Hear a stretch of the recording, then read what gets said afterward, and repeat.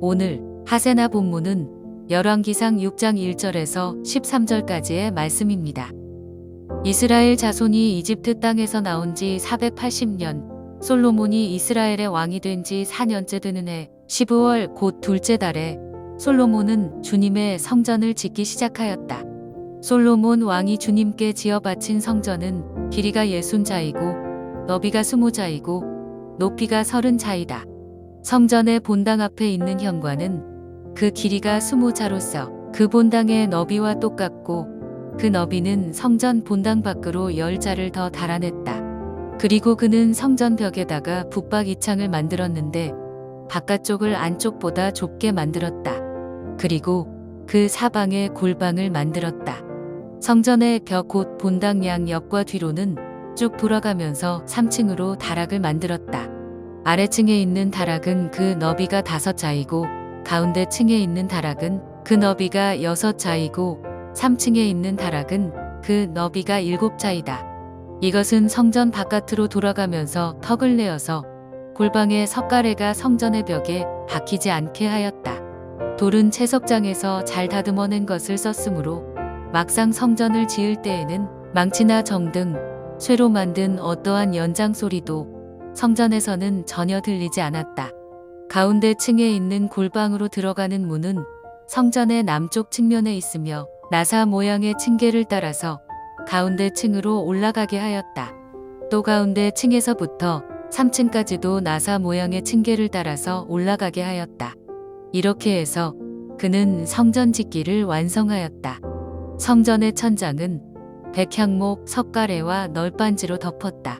또한 성전 전체에다가 돌아가면서 높이가 저마다 5자씩 되는 다락을 지었는데 백향목 들보로 성전에 연결하였다. 주님께서 솔로몬에게 말씀하셨다. 드디어 내가 성전을 짓기 시작하였구나. 내가 내 법도와 율례를 따르고 또 나의 계명에 순종하여 그대로 그것을 지키면 내가 내 아버지 다윗에게 약속한 바를 내게서 이루겠다. 또한 나는 이스라엘 자손과 더불어 그들 가운데서 함께 살겠고 내 백성 이스라엘을 결코 버리지 않겠다. 솔로몬이 성전을 짓기 시작한 때는 이집트 땅에서 나온 지 480년 되던 해입니다. 출애굽 시점을 기준으로 연수를 기록하고 있는 것은 성전 건축을 출애굽과 연관 짓는 것으로 볼 수 있습니다.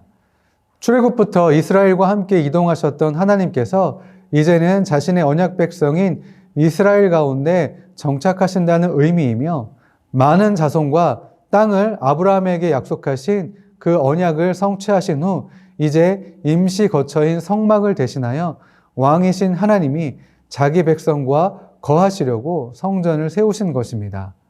그리고 2절과 3절에서는 성전의 크기를 기록하고 있습니다. 세번역에서는 길이 단위를 자로 쓰고 있는데 개역개정에서는 규빗으로 표시합니다. 규빗은 손가락 끝에서 팔꿈치까지의 길이로 대략 45에서 50cm 정도입니다. 따라서 성전의 길이는 대략 30m, 너비는 10m, 높이는 15m 정도인데 대략 90평 정도의 6층에서 7층 정도 되는 높이입니다. 4절부터 10절에서는 성전의 모양과 외관 장식에 대해서 묘사하고 있습니다. 솔로몬이 지은 성전의 실제 모습을 보지 못했지만 성경을 근거로 그린 성전의 도면이나 외관 모습은 그리 화려하지 않습니다. 또한 당대 신전이나 현대 건축물과 비교해 보면 상대적으로 크기도 작습니다. 하나님의 지혜로 수많은 사람들의 수고와 노력으로 지어진 성전이 생각보다 화려하거나 크지 않다는 것은 무엇을 의미할까요? 성전이 하나님의 영광스러운 임재 공간이 되는 것은 크기나 보여지는 화려함이 아니라는 것입니다. 성전 건축은 하나님의 말씀에 대한 순종의 표현입니다. 그래서 하나님은 크고 화려한 곳이 아니라 하나님의 말씀에 순종하며 그 뜻대로 사는 자들이 있는 곳입니다. 하나님의 거룩한 백성이 머무는 곳에 임재하시는 것입니다. 고린도전서 3장 16절부터 17절은 여러분은 하나님의 성전이며 하나님의 성령이 여러분 안에 거하신다는 것을 알지 못합니까? 누구든지 하나님의 성전을 파괴하면 하나님께서도 그 사람을 멸하실 것입니다. 하나님의 성전은 거룩합니다. 여러분은 하나님의 성전입니다. 라고 기록하고 있습니다. 이 말씀처럼 우리는 하나님의 성전입니다. 우리는 어떤 성전입니까? 크고 화려한 성전이 되기보다 작고 볼품 없어도 하나님의 임재하시는 성전이 되어야 할 것입니다. 그리고 11절에서 하나님이 솔로몬에게 나타나셔서 솔로몬이 짓고 있는 성전을 인정해 주십니다. 그러나 성전보다 더 중요한 부분을 상기시켜 주시는데 바로 하나님의 말씀을 지키는 것입니다. 네가 내 법도와 율례를 따르고 또 나의 계명을 순종하여 그대로 그것을 지키면 이라고 율법에 대한 순종을 세 차례나 강조하십니다. 이는 성전보다 율법과 말씀을 따르고 순종하는 것이 얼마나 중요한지 강조하시는 것이라 할 수 있습니다. 솔로몬이 이렇게 할 때 하나님께서는 다윗과 하신 약속을 지키실 것이고 이스라엘 자손과 더불어 사실 것이며 이스라엘 백성을 결코 버리지 않겠다고 하셨습니다. 이런 말씀을 통해서 알 수 있는 것은 이스라엘은 하나님과 언약 관계 안에 있으며 하나님이 그들과 함께 하신다는 것은 성전의 유무와 상관없이 하나님의 말씀에 대한 순종으로 결정된다는 것입니다. 아무리 값비싼 대가를 치른 성전이라 할지라도 하나님의 말씀에 순종하지 않는다면 아무 소용이 없다는 말씀입니다. 성전은 보이지 않는 하나님께서 그의 백성들과 함께 하신다는 상징적인 장소이기도 합니다. 그렇기 때문에 이스라엘 백성이 하나님의 말씀에 순종하면 성전을 통해 그들과 함께 하시지만 하나님의 말씀에 순종하지 않는다면 아무리 화려한 성전일지라도 하나님은 그곳에 계시지 않을 것입니다. 마찬가지로 우리의 삶에 하나님의 임재하심이 느껴지지 않는다면 우리는 그저 열심 있는 종교인에 불과할 뿐입니다.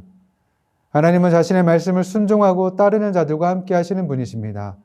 그래서 우리는 그저 보여지는 모습에만 치중하고 하나님이 계시지 않음에도 자신의 종교적인 열심에 도취되어 생명력 없는 그런 종교인이 되지 않길 늘 주의해야 할 것입니다.